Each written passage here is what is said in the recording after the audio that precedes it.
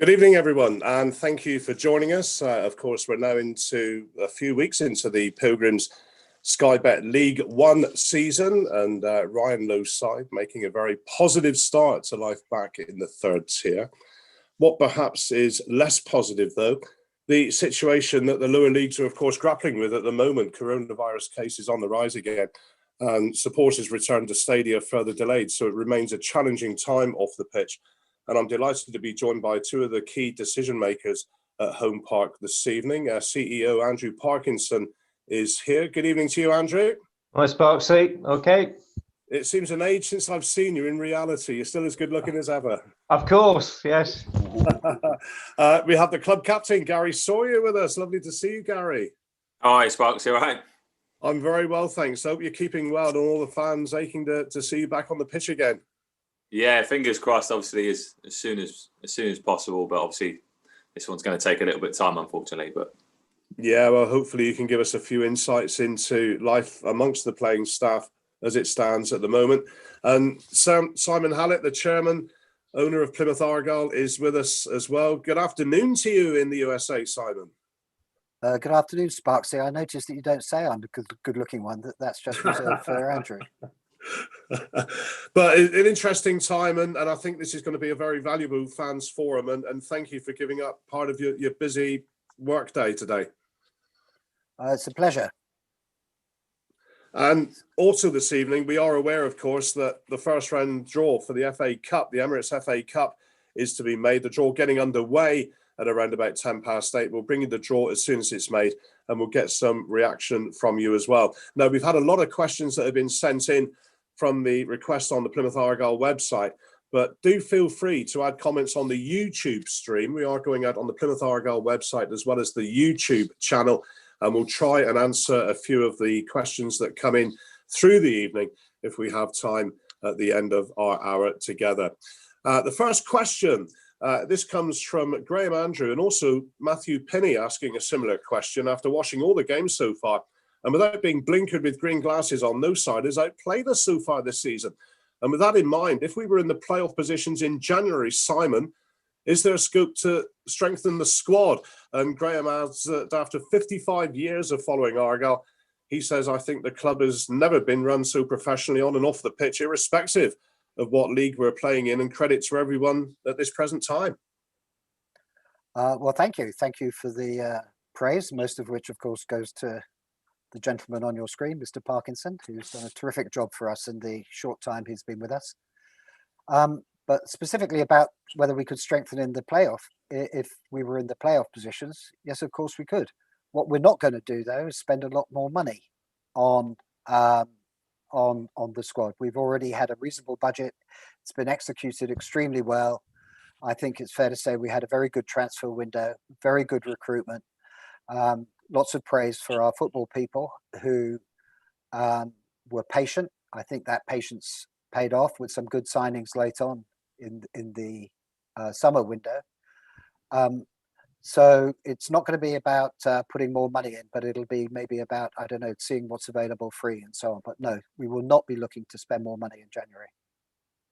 And Andrew, the way that you look at things at the moment, I dare you to say that you're not with the chairman on this call this evening, but are you reasonably happy with the way things are shaping up presently? Yeah, I mean, it's got, obviously the season's got many challenges. We all know that, but I think, as Simon said, I think we're very happy with the transfer window, both in terms of permanent recruitment and loans, we've got to sort of maneuver that, as well as looking for a future where the club still ambition is to be sustainable. And obviously, in order to be able to do that, we need to spend wisely, which we have done during the window, and make sure that we're there when we get through this these very difficult times. I know, Simon, there are a few points that you want to make, aren't there, this evening? Yeah. Let me actually. I think they're kind of raised by the question that you just asked, Gordon. Firstly, the club is now well managed and in a good position. I think that's absolutely right, and I think we've had a good 6 or 7 months during the global pandemic. As everybody knows, we handed our grandstand over to the National Health Service. We actively supported the anti-racism campaign and the fans fundraiser for a statue for Jack Leslie. We've supported as a club other efforts by fans to raise money through raffles. We worked with the Argyle Fans Trust to deliver things from our shop. On the football side, as I said, I think we've had a pretty good 6 or 7 months with good recruitment. We're increasingly embracing data analytics. We're playing attractive football, even without the club captain, I might add. And we've made some very positive moves towards restructuring the academy. But maybe more generally, as the question suggests, we've improved our reputation. Our reputation as a well-run, community-focused football club. In particular, I'd like to single out the work of the Argyle Community Trust, which has been delivering weekly food parcels to a couple of dozen families in Plymouth. They've delivered 2,000 other food parcels to vulnerable people. They're making phone calls to make sure that loneliness isn't a problem for several thousand vulnerable people, delivering activity packs to children, providing staff as teaching assistants and delivery drivers for various support programs throughout the area. And of course, most recently stepping into the breach created by the government decision not to provide school meals for needy children. And I think in some ways the response to Marcus Rashford's campaign, which has been completely decentralized, this was not an EFL issue, this wasn't an organized thing, but the spontaneous reaction of many football clubs is a great reminder that football is at the center of communities throughout the country, providing benefits far in excess of sporting entertainment on a Saturday afternoon. And surely, institutions like football clubs are deserving of financial help at a time when our revenues have been obliterated by government decisions. So that does bring me on to finances and a kind of more general point about, what we're going to do with money and how we still had this goal of being sustainable. During the pandemic, we've taken a lot of steps to secure our financial position. We've done very well on the revenue side. We've used Home Park as we had hoped with the refurbishment of the Mayflower, despite everything, despite all the restrictions, despite all the need to become COVID safe. We've generated revenues through offering teas, dinners, roast lunches, tours. We've got food trucks coming, and Andrew even mentioned something about letting out something outside the ground for beekeepers. I've no idea whether that's going to happen, but it's a sign of the kind of imagination that our team, led by Christian Kent, is showing in raising revenues during a very tough time. Also on the revenues, our sponsors, have been very supportive. They've proven very resilient in the face of difficulties, not just for football, but for the economy at large. Our supporters have been supportive. Our shop is doing extraordinarily good volumes, for which I thank you. We've been selling 2,000 match passes for iFollow a game. So on the revenue side, we've done pretty well. On the balance sheet side, I obviously put in some money back in July that we've talked about that was based upon pretty stringent assumptions about the virus and the consequent impact on revenue. Under Andrew's leadership, we've done well on costs, but there has been pain. People have not got their bonuses. That's been even foregone by some very senior figures who were contractually obliged or contractually entitled to bonuses, and I thank them for being so generous in giving them up. We've also seen redundancies over the summer. So there's been pain. I've put money in, our staff have suffered pain, but despite all that, we're still losing money. If we can't have fans at the ground, we will lose money.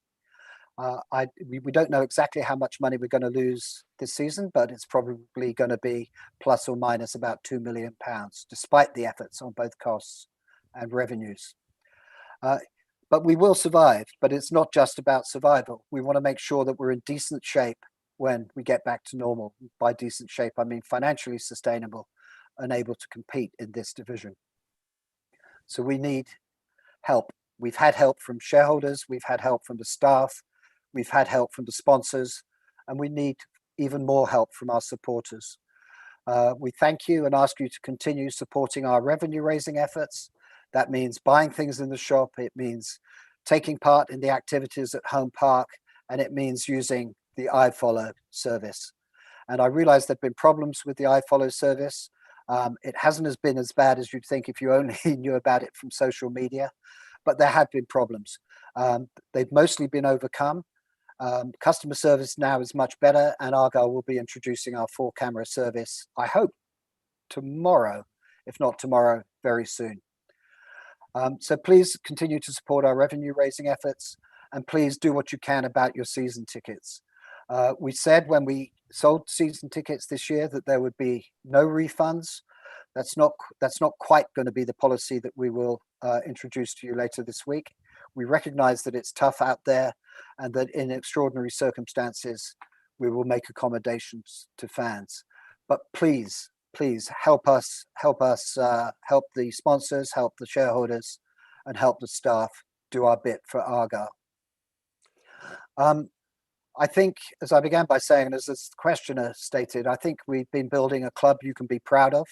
But please remember, it's your club, and we need your support as well as all the other people involved in Argyle.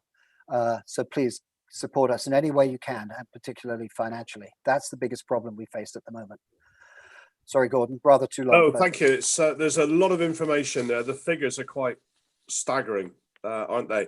Yes. But when you outline some of the off-field activities that have taken place through March, and I think again we will all be amazed by what the football club has achieved for its own benefit, but of course with the community in mind as well. And a lot of the points you make there, Simon, are pertinent to a question aimed at you, Andrew, from Andrew Carter, who says if the club was allowed to let in season ticket holders, let's say approximately 25% capacity, would the club be financially worse off if no fans were allowed in at all? In other words, the cost of letting in fans who've already paid in greater than the income they would bring in, other than Matchday purchases, food, programmes, merchandise and the like. It's a really good question, Sparksy. It's and quite difficult one to answer, really. Yeah, clearly, what we would want to do is have a full house where you got 15,000, 16,000 people in. And anywhere that's short of that is going to be a challenge with additional costs for bringing people into the ground. Of course, we would get additional revenues from concessions, from hospitality guests. Sponsors get more activity from doing that. But clearly, it's nowhere near the numbers that we would like. It is better though than behind closed doors scenario, that's for sure. And the other point I'd make is it's the first foot on the road. As soon as we can get fans back and demonstrate that we're able to put on an event safely, that people are safe in an outdoor environment, etc., then I think it will be not too soon before we are able then to get more people in, fans other than season ticket holders, back into the stadium, which is absolutely critical for football. Okay, Gary, let's bring you into the conversation. I see you haven't used the escape hatch behind you quite yet, so we'll bring you into the conversation. Simon Hughes has a question he'd like to put to you, Gary, very pertinent one at the moment. How are all the squad coping with COVID regulations? And he adds, Simon, it must be a very stressful experience when you see friends, playing colleagues that have had the virus, and those that have obviously got a shelter because family members or housemates have had the virus. Yeah, it's just really difficult times, obviously, for everyone in every walk of life. Obviously, football is no different to that. It's something the boys obviously grasp how serious this is. How we need to do bits right for us to be able to play on the pitch, and it's been frustrating at times, to be honest. I said it's hard. It puts everyone out of their rhythm and what we're used to, but it's something that we're dealing with. I think the lads, obviously, for myself, obviously I'm not involved in the playing side of it at the minute, but the lads are dealing with it very well. Like I said, I think they've been in good form. I said on the pitch, now we've started well. I think that everyone would agree with that. And I said off the pitch, I think they've been in great spirits. So it's something that's becoming normal for us now. I think the more this goes on, the more the boys sort of understand the way things work and the way things are with it. And it's something that we have to adapt to. We want to play the games, and we don't want to have games called off for having members of players and staff off with COVID. So it's something that we know the importance of it, and everyone's sticking to that. Away from dressing room banter, Gary, which of course you have every day, as club captain, you have a responsibility just to check up on the guys, ask about their mental well-being, if nothing else, in a kind of shielded way, if you like, but just making sure that everybody is in a good frame of mind. Yeah, I think it's important. I think that's important at any time of any year. I think to make sure everyone's all right. So I think it's a big part of everything now to keep everyone's spirits going, and especially like with something like this that's happening at the minute, I think it's obviously even more important. It's a job that I take seriously.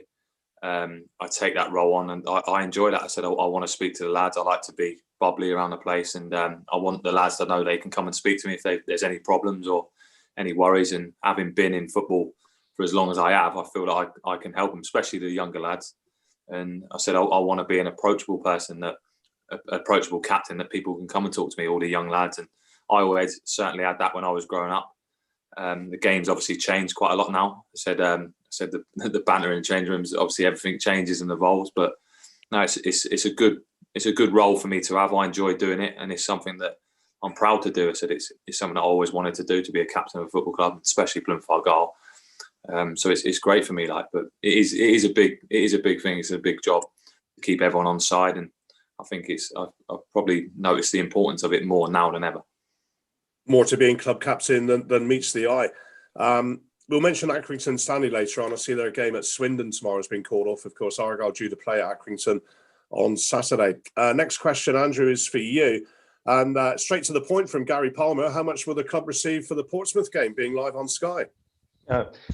Again, not a straightforward answer. It sounds very easy, but for the actual televised event, it would be £30,000. But you've got to offset that against some of the costs that we would have. So we obviously get the iFollow passes, the £10 Matchday passes. We wouldn't be able to use those. So that's a sort of downside to that income. So it's not all one-way traffic, as it were.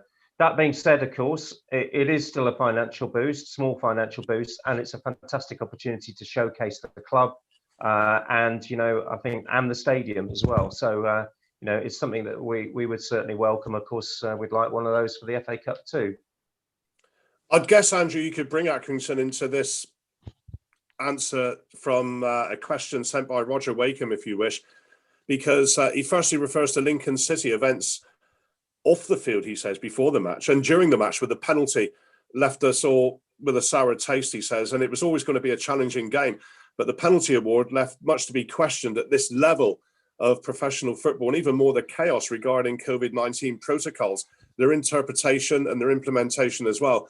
What pressures are being put on the EFL to ensure the anomalies are addressed, that all players and staff have been given clear, concise guidance so teams can use their fit players as best they can? Is there a rule on how many players there have to be affected by the virus for a game to be called off? Right, so I'll try and get to what I thought is the question there, because there's a lot of detail in there. There's a lot there. Yeah, there's a lot there.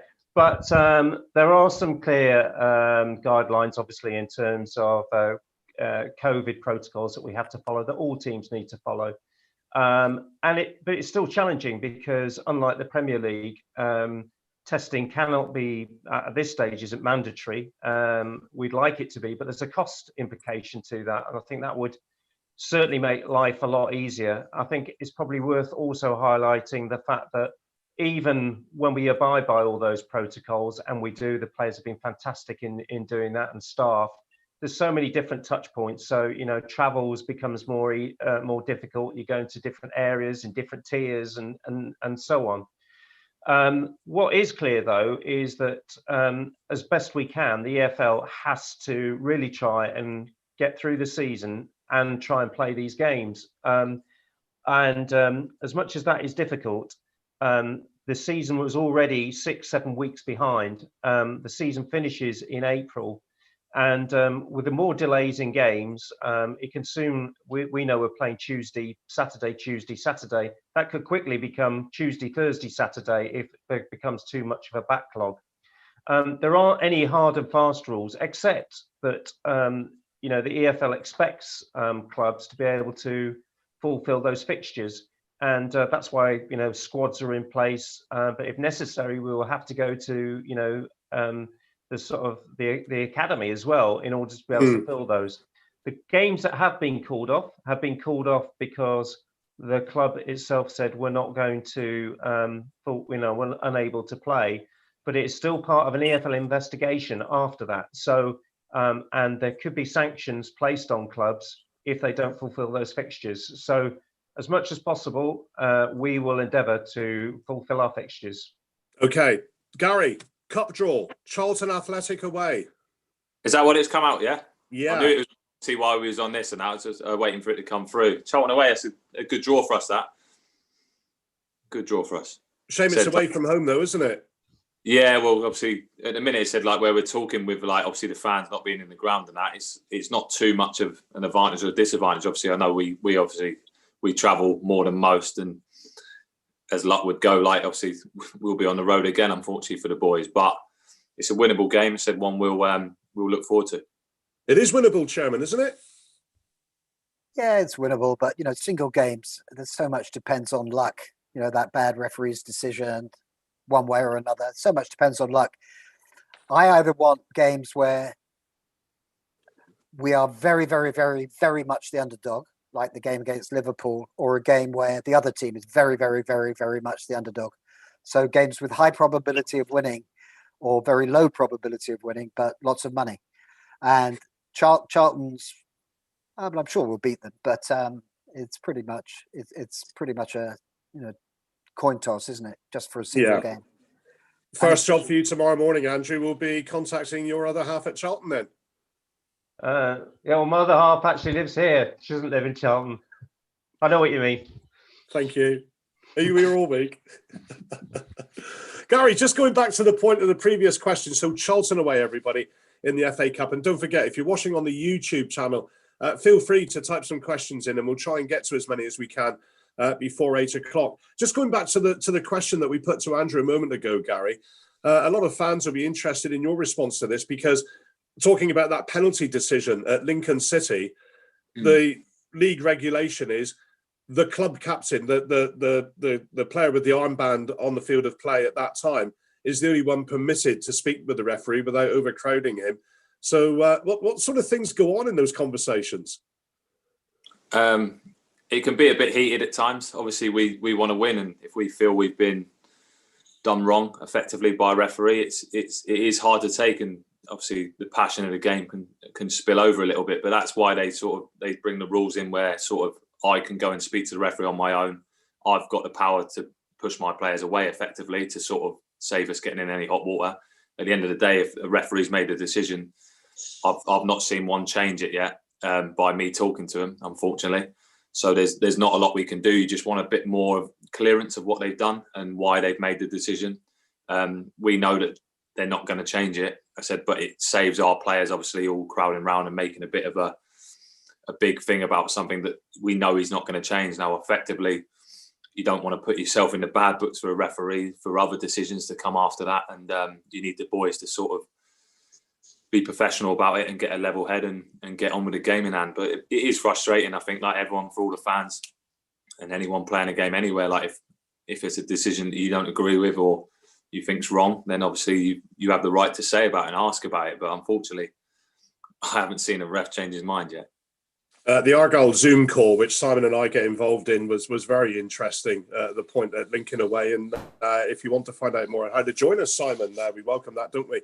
On Zoom, we have a watch party for every game. It's great fun. It's a bit of banter as well. Chairman, the next question's for you. It's from Matthew Pinney, who says, "Do you have any thoughts on Argyle's ability to be competitive when, not if, when we finally get back to the Championship? The last time we were there, we struggled to keep our better players and attract those of a sufficient standard to remain competitive," says Paul. "Is our glass ceiling now League One?" No, we don't think so. Before the pandemic, around last Christmas, the board got together. We spent a lot of time thinking about finances, thinking about strategy, thinking about what we could achieve with the kind of resources that we had at the time and that we're likely to have over coming coming years, and particularly with the extra revenue that Andrew's been generating, aided of course by the Mayflower refurbishment. So we built a strategy that basically said, right, we're going to be a relatively large club when it comes to both revenues and costs, but particularly revenues. That will obviously enable us to invest more in infrastructure. That means the academy. It means training facilities. It means a nicer changing room for Gary and the boys. But also it obviously means in first team players. And we did some work on expenditure in the championship, and it looked like, based on where everybody else was in terms of revenues, where we would likely be in terms of revenues, that we'd be probably in the better bottom third of the championship when it came to revenues and ability to spend on the first team, but not at the bottom. And if you combine that with being able to outspend your budget effectively by acting smarter, we thought that would mean that a reasonable expectation would be top of the bottom third, halfway up, maybe a little above in the championship. And that's all probabilistic. It doesn't mean that's that if you end up a little bit higher, you've been really good, or you end up a little bit lower, you've been really bad. A lot of this is kind of randomness and so on. But a reasonable expectation would have been that we'd have a 70%, 75% chance of staying up in a normal year. And that's kind of what we meant by sustainable, that we'd get to the championship, we'd have enough revenues to finance a first team that would have a 70, 75, 65% chance of staying up. That's in the context of a championship which suffers, I think, from a lot of excess spending. It suffers from parachute payments for clubs coming down. There's a lot of crazy spending in the championship that doesn't lead to positive results. So I think that would have been a reasonable environment for us. I think that under the new environment, the post-pandemic environment, which of course is yet to be fully established, League One is going to be subject to a salary cap. I suspect that in the long run, the championship is going to have some kind of salary cap as well. In a reasonably normal year, that gives Argyle the ability to compete with a first team squad that costs the whole of the salary cap, and it leaves us with a reasonable amount left over to invest in facilities.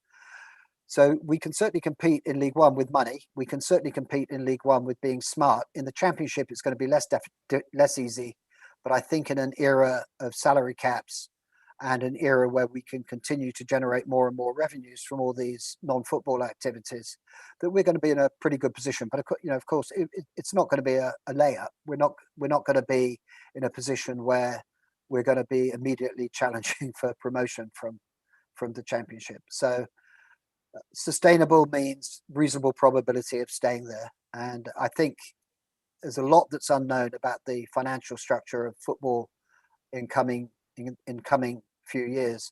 And in a funny way, the place where it's most uncertain, I think, is the championship. It needs to change dramatically. Thank you, Simon. Gary, next question for you comes from Matthew Pinney, who wants to know what your future career path is when there is a time, in a number of years, of course, when you decide to hang up your football boots. Will you do what Paul Watton has done and take the first steps in management at Truro as Watsy has? I think I get asked it a lot. I think it's something that I said when I was 18. When I got to 30, I would make a decision on what I want to do after. I now sit here at 35, and it's still a bit unclear of what I really want to do.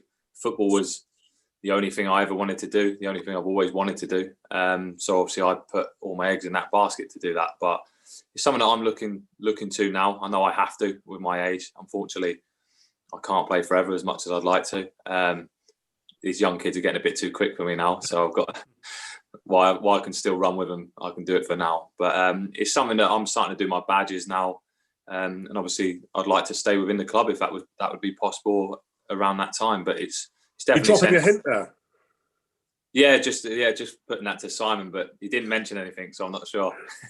Well, you have now. Hey, listen. Football's been my life, and that is the thing I know and I'm most qualified in. So the coaching's definitely the route I want to go down. And as we said with Watsy's a good friend of mine. He's now doing well at Truro, and he said he really enjoys it. And a lot of the lads that I know that have gone into coaching have done the same thing and enjoyed it. So it's definitely where I see myself going. Right, we're going to pick up the pace a little bit to make sure we get all these questions in, and some from the YouTube channel as well before the end of the hour. And this one comes from Daryl Barkwell to you, Andrew. With fans still not allowed in, I've seen some clubs trialling matchday hospitality options, albeit with fans having to watch the games on the screen. With the success of non-matchday initiatives at Argyle, pitchside dining, that sort of thing, could this be considered? I noticed the Exeter Chiefs did that at Sandy Park on Saturday. Yeah, well, time is perfect because this is actually in the works right now. So for tomorrow's game, we'll be trying a behind closed doors screening event for the Pioneers, and with the full camera coverage, which would be great. And then following that, assuming that is all very successful, we'll then be looking at extending that to Club Argyle members, and then go to match days as well. Obviously, it's a fast-moving situation, but at the moment, it's something that we certainly want to exploit. It's probably worth mentioning that during the downtime as well, we've been looking at all the possible solutions of getting supporters back into home parks. Been working on a new safety certificate, and we've also been developing all the protocols, as I mentioned, for getting people back in. And we've been really proactive in looking at hospitality. Other hospitality talked about the high teas, talked about the dining. They're really important, but we're going to be introducing stadium tours as well, which is another stream. So lots of activity going on, lots to try and make it work, and make it work better. And tomorrow, I think another extension to that, which is great. And a question for you, Andrew, from David Smith, and then possibly Simon, if you want to jump in on the back of it. And David asks, in Simon's recent chairman's chat on the club website, he alluded to some season ticket options, but hasn't seen anything yet. Can you shed some light on that, please? Yeah, well, we're still working on the finer details, but we should have those very, very soon. I mean, when we did go on sale with season tickets for existing season ticket holders, obviously it was with the proviso that we couldn't guarantee when the football would be back and so on. I mean, it's been massively important for us, that revenue. So that generates about 1.5 million pounds for us. So, and Simon talked about the figures at the very beginning. Even without that, that means that we're going to be losing. Without that, we're already going to be losing about £2 million. So it's really important that we try and hold on to as many people as we possibly can. It's the sort of contribution that everybody has made in that respect has been great. But as Simon alluded to as well, there will be, for those that really do need it, there will be, we'll look at some concession, but we will obviously want people to stick with us and help us get through this very difficult period for us. I'd just add very briefly, I mean, I obviously agree completely with everything Andrew said, but the money is critical. But the other thing that's critical is that little sliver of certainty at a time of massive uncertainty. So the terms under which we gave the season tickets, that there'd be no refunds, gave us enormous certainty. And what we're asking you is that if it's at all possible, please, please, please allow us to continue to have something that we can rely on in a world where it seems that almost nothing can be relied on, and uncertainty is rife. People are pointing out right now, Simon, on the YouTube channel that they won't be asking for refunds. Well, I just, it'll bring tears to my eyes. We're extraordinarily grateful. As I said, for a football club to survive something like this, or for any organisation to survive something like this, it requires everybody to do their bit. And so I thank all the supporters who've done their bit so far. I thank all of them who are going to do it in the future. I thank our supporters. I thank our staff. It's going to be really tough times. It's been very difficult, but it will take all of us, and I think that's a wonderful thing. And we'll come out with more details of what we'll offer season ticket holders when Andrew's sorted them completely out. And talking of finances, Andrew, Alan Barry asks, I wondered if the club had thought about asking fans if they want to loan any amount of monies to the club in these difficult times. Maybe later in the season when tougher times could be ahead, even if it was 0% interest. Alternatively, what about making a proportion of shares available for fans to purchase? I don't think we've really had a club view on the loaning aspect. Clearly, we've had support again. We talked about season tickets, but the crowdfunder that was launched at the beginning of the pandemic was fantastic too for generating revenues, and the dining events and retail purchases. A shirt purchase or a mug or anything that does go towards supporting us. So. And then we obviously consider other things as and when we come to them. Yeah, I just add. Look, I've said when asked this question about shareholders. Sorry, just to backtrack on loans.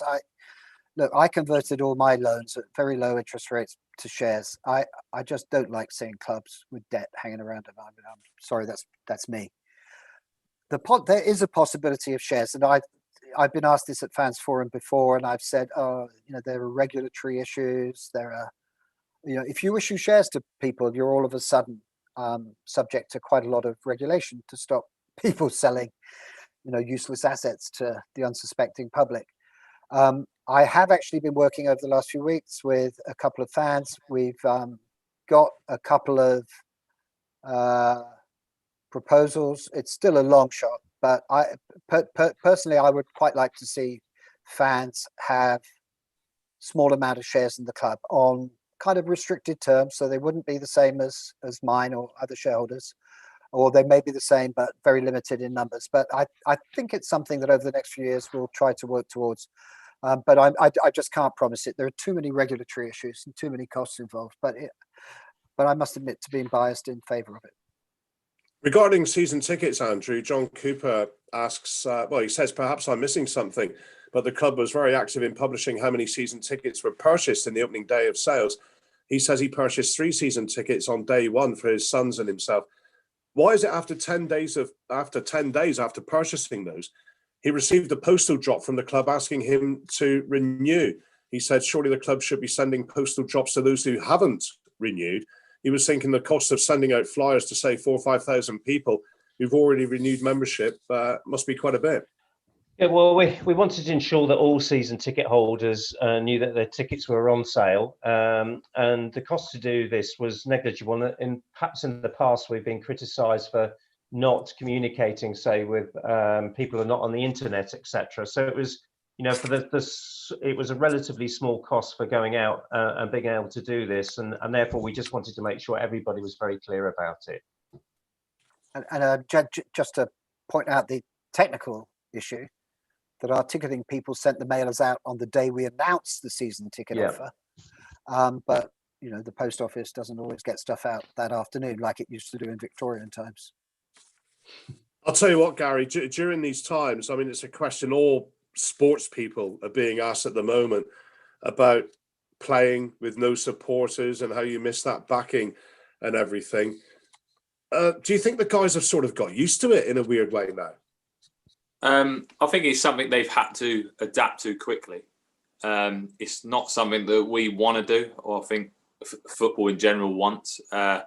It's just something that we know we have to get through this sort of tough time doing. But it's a strange feeling going on the pitch with no one watching. It said it's not the reason you get in a game to play. It said you want fans in there cheering you on, and it does bring a different aspect to a game. Now the lads have to be professional, and they have to do the job that we need to do to win games and that. So you have to try and get that out of your head as much as you can. It brings maybe a little bit less pressure on some of the lads, I think, or on all the lads not playing in front of the big crowds and that. But we all do it for that reason. And you walk out in front of 15, 20,000 Argyle fans, you know about it. And it's one of the best feelings ever. So it's something that we want that back as soon as possible. I think all the boys feel like that. Do you keep a close connection in terms of what Andrew and Simon have just been talking about, the finances, the way the club is being run, the fact that football in general is going through a really dark period at the moment? Is it something that concerns you? Do you try not to have that worry on your mind? Obviously, we know it is a big concern for a lot of clubs. You get a feeling, obviously, we're very lucky at this football club, players of Plymouth Argyle, that we are ran so well, I said, by Simon and by Andrew. and we're supported so greatly by all the fans and that. So it's a worry that I don't think is in the players' heads at this football club. It's a worry in general for football as a whole. I think we don't want to see teams go out of business. We don't want to see any teams lose or fans lose their boyhood dream teams. So no one wants to see that. But we trust in everything that they're doing at the ground. Our job is on the pitch, obviously, and we have to do that for them, and so they can do their job where they do theirs. So it's a tough one. I said we don't want to get involved in the politics side of it and the financial side of it, obviously, because with all due respect to all our lads, none of us really know a lot about that sort of thing. So our job's on the pitch and that. So we have to do what we can to help them out in the boardroom and take the club forward that way. Of course, availability does affect you, as we all know of players. And Andrew, Adrian Jones says, we appear determined to play games even when players are unavailable due to coronavirus regulations. I mentioned Swindon against Accrington off tomorrow. Argyle due to play at Accrington on Saturday. Are we not putting ourselves at a disadvantage by this approach? Some competitors have cancelled games in similar situations. Yeah, I mean, I think as I said before, Sparksy, the EFL do require us to play these games, and we've got a full programme that we have to achieve within a shorter space and time than normal. If games are cancelled, those are cancelled at the behest of the individual club. What would happen and will happen is an investigation then into the terms of that, and there could possibly be sanctions for it. So we're very happy with the approach that we make. We're endeavouring to play all the games. Ryan and the team want to play all those games as well. Obviously, if there was very exceptional circumstances, we'd have to consider that. But that's obviously part and parcel, unfortunately, of this season. Are you aware of any clubs that have had sanctions against them? No, not as yet, but there are some ongoing investigations so we're aware of those. So, there would be we played obviously Leyton Orient in the League Cup earlier in the season, and their game against Tottenham was cancelled. That's been subject to scrutiny, and all the other ones that have been cancelled within the two leagues as well are being looked into by the EFL. It's a basic rule. It's one of the basic regulations that if you're unable to fulfill a fixture, there will be an EFL investigation into why. And if they kind of find out that they disagree with your decision, there will be sanctions. But it takes months. Yeah. And it'd be a slippery slope, wouldn't it, if we determined that we wouldn't play because we had 2 or 3 players weren't available. Was it the best player or the goalkeeper, or it was all that sort of stuff. You've got to be very careful, I think, going down that route. Right, we're going to try and get 3 questions in the next 7 minutes because we've got a stack of questions coming in on the YouTube channel, which is brilliant. Simon Graham Clark asks, after Project Restart, the Premier League promised further funding for EFL clubs. Recently reported £50 million loan and grant from the Premier League was rejected by EFL clubs as part of a unified front. Any progress on additional funding? Let me first of all question the premise of Graham's question. So it was £50 million. It was a mixture of loan and grant, and it was rejected partly because it was trying clearly to divide the Championship from the League One and League Two clubs. It was also rejected because it wasn't enough money and came with quite strong strings attached. So has there been any progress on additional funding? The answer, frankly, is I don't know. One of the problems with all these negotiations is that they carry on behind closed doors and the clubs themselves are not privy to them. And one of the reasons for that is that there's just been too many leaks. And so I completely understand what the EFL is up to. I believe that Rick Parry and Dave Baldwin is continuing to have negotiations. My own view, and again, I'm not pretending to be expert on this, is that the Premier League is going to be the source of the money. In this country, there's an old saying from a guy called Willie Horton, who was asked once why he robbed banks, and he said, because that's where the money is.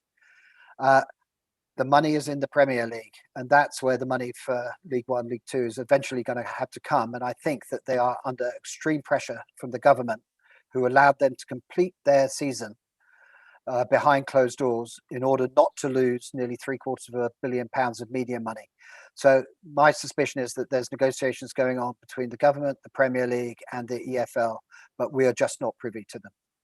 Watch this space at the moment then. Thank you. Andrew, question from Nick Fowler, who says Argyle quite rightly accommodated loyal season ticket holders via free passes for the iFollow service, but he believes around 500 fans bought packages via the crowdfunding platform where over £55,000 was raised.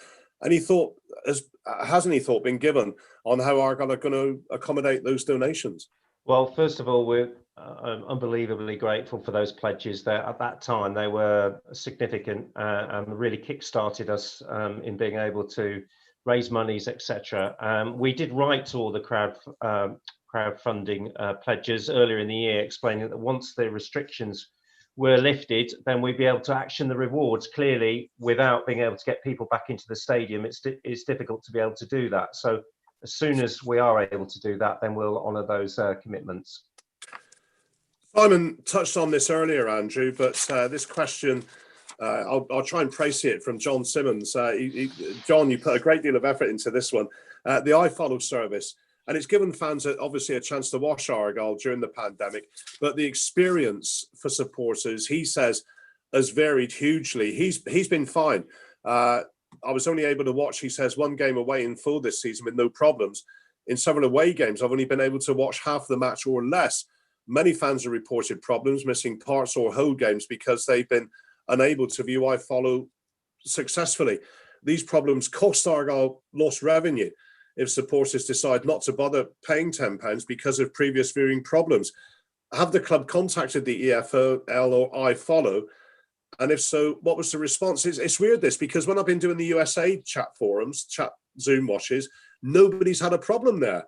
Yet other fans seem to be reporting a disrupted service. Well, of course, we're sorry that anyone that's had any problems there. I do think certainly as each game goes by, there are less and less problems, and I think the vast majority of iFollow viewers would say that the service has improved tremendously over the course of this season. I think so. Whilst I think there now are a few problems, but nowhere near what there were, and in fact, most people, vast majority of people, do actually get a good service, good quality picture, etc. One thing worth touching on, though, is that we are looking at being able to stream ourselves, because clearly iFollow is not our service, but to look at the opportunity of being able to do full camera coverage and be able to do that for under our own steam. And that's something that we're pulling together, have been pulling together over the last couple of months and working on to do that, because that would have, get through this, would potentially have a lot of opportunities, not just in the UK, but abroad, to be able to, stream our service to fans right across the world. I'd just add, as Gordon says, I've been using it. I think this is my 4th season now in the US, and I'd say 2 things. Firstly, the service has got better, and secondly, I've got better at using it. Now, I shouldn't need to get better at using it. It should be easy enough that I don't need to figure it out for myself. So I fully admit that there are problems, but it is better. The problems, please don't. I'm not diminishing the problems that individuals have had, but people don't go on social media to say that iFollow worked fine. They tend to go on to say it hasn't worked for me, and there are some, and there should not be. Let me just say that. Having said that, don't forget, if you buy something from the shop for 10 quid, we end up with 3 or 4 quid out of it. If you buy something on iFollow, we end up with about 80% of the revenue. So please continue to take a risk. We need the money. Okay, thank you. To YouTube questions, thank you for everybody who's been scrolling away while listening to everybody. Gary, a question for you from Newquay 18 and the Arc Trust. Are you familiar with their work? No, not overly. They want to know how you feel the new players are gelling in, the new arrivals at the club under Ryan's style of play, and what are, within the squad, the team hopes for the season? Yeah, I think the players have gelled really well coming in. We've got a really good group of players, obviously, that are there originally, and obviously the staff and that. So I think it's an easy club and a nice friendly club to come into. The boys have all been great, settled in really well, joined in in the change room banter and things like that. And I think it shows on the pitch. I think they've been doing really well so far, and I said, all may that continue. Steady start, Simon. Is that fair? Yeah, I think it's a steady start. Yeah, it's going to be a funny season, but I'm perfectly happy. Look, above all, we're getting what Ryan and Shuey said was going to be on the box, aren't we? We're getting exciting, risk-taking football. So that's what the fans want. It means that there's going to be disappointing days, but I think we're getting what we signed on for, and I'm very pleased about that. If somebody had said we could end the season at 8th or 9th in League One during a global pandemic at the start, I'd take that immediately. Andrew, Richard Francis wants to put a point to you, if he can, please. How is Argyle dealing with all the issues in your mind about COVID? Niall Canavan, Scott Wood and Conor Grant, how are they doing? Asked Richard. Yeah, they're all doing fine. Connor obviously did get COVID, but the other guys had to self-isolate because they've been in contact. They didn't test positive, and they are isolating. What we do though is we're in regular contact. We have a pack put together with that looks after them, that checks their welfare, but also things like food deliveries, all that sort of stuff get sorted out as well. So I'm sure they're still very bored at home, but they're doing well, and we do our very best to look after them. Okay, thank you. Gary, Mark asks, who's the best Argyle boss you've played under? And then in brackets, I don't know if it was an afterthought, he said, apart from Ryan Lowe, of course. Apart from Ryan Lowe? Yes. If I was, I know he's not. Is it Ryan Lowe? I don't know if he's listening to this, but no, he's not. I'm just checking the people listening, guys. Yeah, he's not on the call, and nobody will tell him if you say it's not him. He could be on the website. He might be. I'll hear about it tomorrow if not. But no, but in all honesty, I think for his ideas and how he wants the game to be played and how he sees it now, and the era of football where it's going now, I'd have to say Ryan Lowe. I think his ideas of how we want to play and how he lets you express yourself and the freedom to make mistakes and get on the ball, I think it's a breath of fresh air, and it's been fantastic to play under. And apart from Ryan Lowe? Apart from Ryan Lowe, I'd have to say, in my era, in all the years I played, I would say Ian Holloway. I think for on the field and off the field, I think everyone obviously was always laughing their socks off with what he used to do, and he was like that on an everyday basis, and he was someone that I stayed in contact with, and whenever I see him, he always goes out his way to say hello and see how you are and your family and that, and that goes a long way with me. I thought he was great. But serious when he needed to be. Yeah, he was great. I said tactically he was great. We did really well under his management. I said, unfortunately, through selling players and obviously himself moving on as well, it was a tough season where we did really well still with losing a lot of players. So unfortunately, we never know how that one would have panned out. But he was great with me. He brought me back basically from being at Exeter on loan, and going from the Championship to going from the Conference to the Championship for me was a big step, and he helped me all the way with that and give me a real start for Argyle. Good insight, thank you. Chairman, Stephen Evans asks, great to see Adam Randell doing so well at Torquay. Do we have a recall clause on the loan spell? I'm not sure, to be honest. Do you know, Andrew? Yeah, we do in January. Yeah.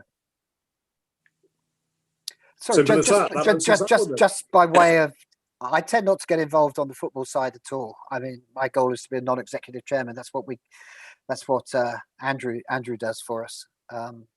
So I never know about those things. Actually, the last player we signed, Jane told me. I kind of woke up, went to get my coffee, and she said, "Who's this bloke we've just signed?" I said, "I have no idea."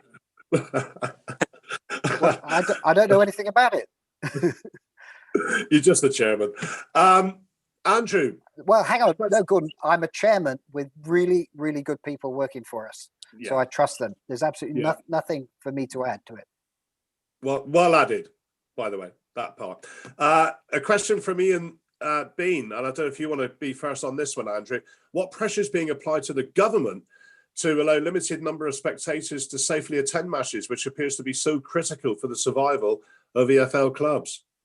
There is quite a bit of pressure, I think, from all the football fraternity. So, from the Premier League downwards, and obviously our place in the EFL, we're all united in the fact that fans have to be back, and we've got to work at ways of getting people back as soon as possible. So there's daily conversations I know that are held by the leaders within the EFL and with the government, and we have fairly regular meetings every other week to discuss progress on those and our views. But I think we're all united in saying that we need fans back as soon as possible.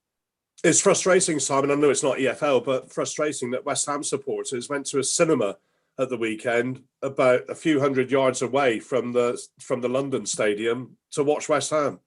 Yeah, I mean the whole set of regulations surrounding this virus are contradictory. There are a whole bunch of things. What's that one that you can have 20 people at a funeral but only 10 at a wedding, or vice versa? So there are a whole bunch of restrictions and rules that are completely contradictory, that don't make sense.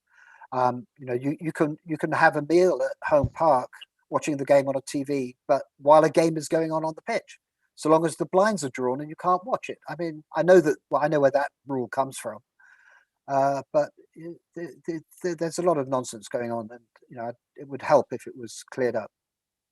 Can we have a couple of maybe one sentence answers, Andrew, so we make sure we get a few questions in before 8 o'clock? Christopher Edwards asks, I'm not a season ticket holder, but wanted to buy one this season. Can we still buy one to help the club I've supported since I was young? Well, obviously we're going to be restricted at some point by the numbers that we can bring back fans. But one of the options, which I will say, is if people do make a decision that they cannot continue with their current season, those who had already bought the season ticket, we may well open that up to new season ticket holders, obviously under the proviso that we won't be able to guarantee when football might come in, but it might be able to then reserve a place for them once football does come back. So that's one of the things that we're actively looking at. Okay, sorry that no name's been put to this question, but do Argyle get the full amount of revenue for iFollow away games? No, it's complicated. It depends on how many people buy them.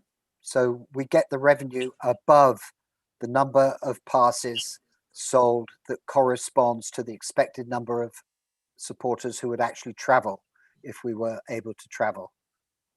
I realize that's a complicated sentence. What it means is that, but it does mean that above a certain amount, we do get the revenue, or we get 80% of the revenue. World War Me, good name, asked Simon, I asked you a few years back if you had any plans to expand the presence of Plymouth Argyle in the US due to our historical connections. You said at that time, watch this space. Yeah. Any Crickets, advance? as we say. No, it's not. It's been relatively low priority. It was wishful thinking. I can introduce you to 53 Argyle supporters in the United States in my database with whom I'm in contact. But no, we have yet to make a concerted effort.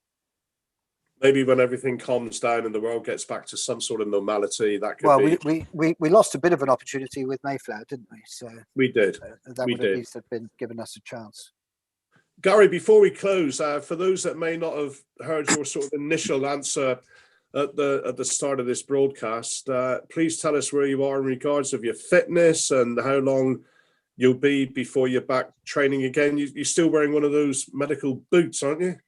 Yeah, I'm still in the air cast at the minute. I've had my obviously time in the full cast. I'm in an air cast now, but I've literally just started on sort of partial weight bearing with crutches. So I've got that for another week now, and then I can go into full weight bearing then. But I still have to stay in a boot for another probably 3 weeks, which is a bit of obviously it's not nice at this stage because it feels quite slow. But the slower I treat this and the more care I have with it now, the sort of quicker I'll be able to push through the other weeks of it. So it's just a bit of a bit of a tedious one. It's like the sort of same things every day at the minute that sort of all the little things will add up. And I'm hoping obviously I can get the boot out in 3 weeks, get away from that. And then obviously then it's a rush to see how quick I can get fit then basically. But it's going well. The physio's happy. The surgeon was happy with it. So part and parcel of the game, unfortunately. It's one of those things. A number of fans are asking you to return to summarising in Matchday commentaries, Gary. Really? I'll I don't know enjoy what that number is, but it's a number of fans are asking. You sure it's not my dad? I think he's watching. It may be. It may be. Thank you, everybody, for joining us tonight. We'll start with you, Gary, and we'll work around the room. Just final closing comments from you all, and message to fans, please, Gary. Yeah, no, just obviously we appreciate everything you're doing. I said that all the points that have come up today under the with all the information with it about, it's massive that everyone pulls together. I think for this football club, us as players feel it. We're gutted that we can't play in front of people, but hopefully, fingers crossed, we'll be able to get that sorted. But obviously, we just appreciate everything they do, and said all the season tickets that are being bought and everyone following us on iFollow. It's fantastic for us, and it's such a great thing for us to play in front of them in this sort of way. We know things are hard, we know times are hard, but fingers crossed we'll get out of this pretty soon and we can start playing in front of full houses again at home park. Andrew? Similar, really. Thank you to everybody. It's been tremendous, the support that we've had. Season ticket holders, the iFollow passes, which we talked about, 98% of that revenue comes back to the club, which is really important. But also I'd like to thank as well, we're all in this together, our sponsors, Ginsters, iTech, Tribute, Beaumont Dry Lining, they all make a contribution. And new sponsors that we've had. So it just feels like a really good club, a really good community, and we'll get through this together. I think I misread the question, Gary, because obviously fans want to hear you on the radio, but they're asking about if I'm coming back to comms as well. Cool. And I've been asked to address that point. This is the 5th season now, after 32 years of doing football on the radio. But I'm getting on a bit. When you're doing the breakfast show during the week, it's nice just to sort of de-stress at the weekends. And it was my decision. I wasn't pushed or anything like that. It was my decision totally. And I'm happy with my involvement with the football club now. So all good on a Saturday. And Simon, closing comments from you, please. It's brilliant. We have these Zoom meetings. We'd like a few more, wouldn't we? The more the merrier. The more the merrier. Yeah, the Zoom meetings are brilliant. I mean, I'm not going to pretend that it's financially beneficial for Argyle. It's just fun for a few dozen fans who want to turn up. And if you want to hear Gordon's dulcet tones and see his face, no, then, you don't want that. You're all very welcome. So the watch parties has been a lot of fun.